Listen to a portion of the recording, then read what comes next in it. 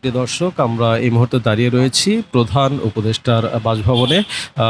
সে কিছুক্ষণের মধ্যেই বিএনপির একটি প্রতিনিধি দল উপদেষ্টা বাসভবনে এসে হাজির হবেন। আমরা এই মুহূর্তে বিএনপির আরও কয়েকজন নেতাকে দেখতে পাচ্ছি। ইতিমধ্যে আমরা দেখেছি মির্জা আব্বাস এসে হাজির হয়েছেন।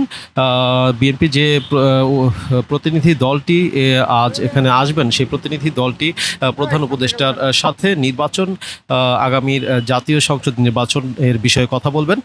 তো আমরা যতদূর জানতে পেরেছি যে আজকে এই বিএনপির এই প্রতিনিধি দলকে প্রতিনিধিত্ব করবেন বিএনপির মহাসচিব মির্জা ফখরুল ইসলাম আলমগীর।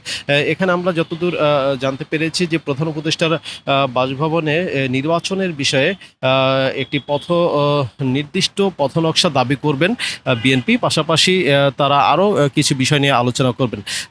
বিএনপির যে সংশ্লিষ্ট দলটি এখানে আসবেন সে বিষয়ে বিএনপি গতকাল রাতে বিএনপি একটি বৈঠক করেছে।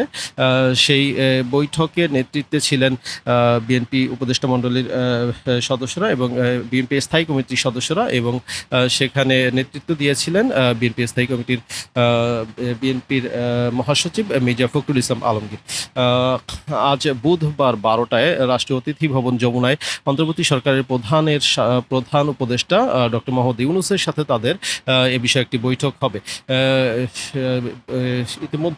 ইতিমধ্যে আমরা দেখছি যে বিএনপি নেতাকর্মীরা ধীরে ধীরে প্রধান উপদেষ্টার বাসভবনে প্রবেশ করছেন।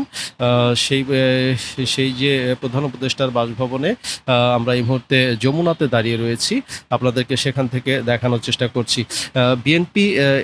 বিএনপি গত রাতে একটি যে বৈঠক করেছে, সেই বৈঠকে বিএনপি মনে করছে সরকারের উপদেষ্টারা বিভিন্ন রকমের বক্তব্যে নির্বাচন নিয়ে অনিশ্চয়তা তৈরি করেছেন। পাশাপাশি উপদেষ্টাদের মধ্যে কিছু ধরনের নির্বাচন নিয়ে অনীহাও তারা লক্ষ্য করছেন।